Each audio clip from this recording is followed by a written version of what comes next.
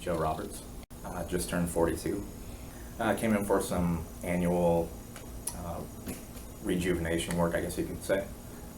Combination of Botox and I want to say either Radius or Juvederm. Can't remember. It's one or the other, both possible. Well, originally came in actually as a reference to some friends who had been here before, females, and but they also mentioned that he was prior service, so I'm also interested in local veteran-owned businesses, and I guess the main reason, actually had a reason, I felt was a legitimate reason to come here after I was wounded July 3rd of 2007 when I was hit by an IED, and it wasn't serious, I was super serious, facial injuries, but it was enough to, that and the combination of just being stressed and deployment just kind of added up and was definitely aging me a lot more than what my actual age was. So ironically, I talked to Dr. D about that before I'd even deployed, and sure enough, it had some circumstances happen that kind of definitely sped up the aging process, and decided to come and see him, and was a little skeptical at first about getting what I thought was just strictly female procedures, so to speak, but then figured 2007 as well. He actually did some, I guess the term, I don't know if the term is plastic surgery anymore, but it did some constructive or reconstructive surgery. I can't remember the medical term, but did some work here lifting up the lower eyelids, I guess, and initially in a chemical peel with that, and also the first series back in 2007 of Botox and other dermal type fillers.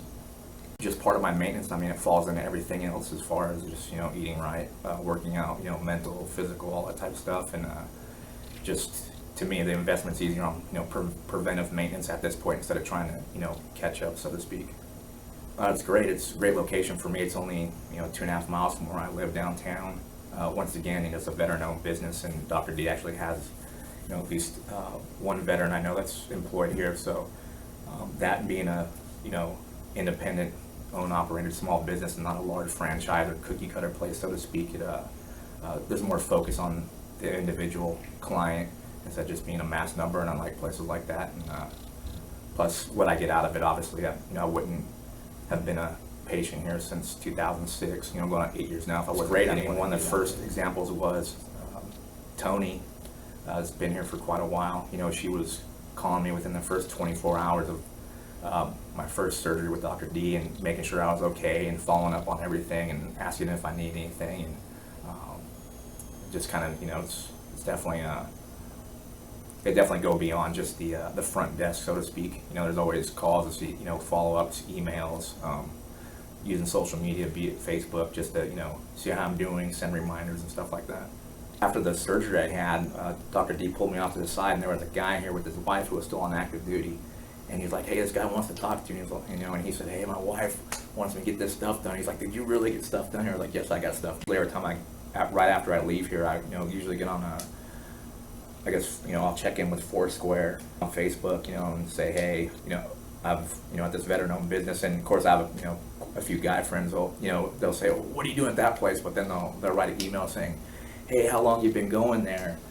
So time for 2 years. But no, like I said, I mean, as far as the majority of the male, especially in this town, unlike most places, are military, and just the community I came from, people are very into the fitness and mental edge, and just being athletic. But that lifestyle definitely wear and tears on you, so to speak. And the deployment I came back from when I was wounded, I mean, just seeing the picture from 2007, and then 4 months after he did the first surgery on me, I just got to the arms, the chest, and a little bit to the face. I was just little pock marks here and there, but it just really that overpressure just really did a number on the face, and just kind of that, just the constantly training here and deploying, just really it ages you. Constantly going back and forth overseas, and not eating the best food over there, and then coming back and just ready for the next train up, and that stuff just it ages you a lot faster than regular 9-to-5 type job years. And it was definitely starting to show, but just to see the transformation from November of 2007 when he did the surgery to a picture I brought into him of 2008. I mean, it was just, it almost looked like two different people, or looked like I'd gone back, basically. I was showing the pictures to the first guy I talked to, was showing him those pictures, and he was just like, okay, it works for me.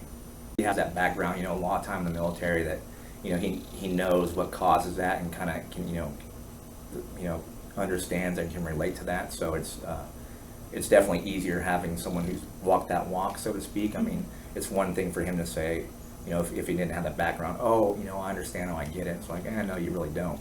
But he does, because he's been on that side of the fence. So he knows what causes the age, what causes the stress, and so he has a good understanding of the story before, a guy even really comes in here. And that's another point too, is it's very military oriented here. So when he understands that from, being on the military side to being a veteran now, and so.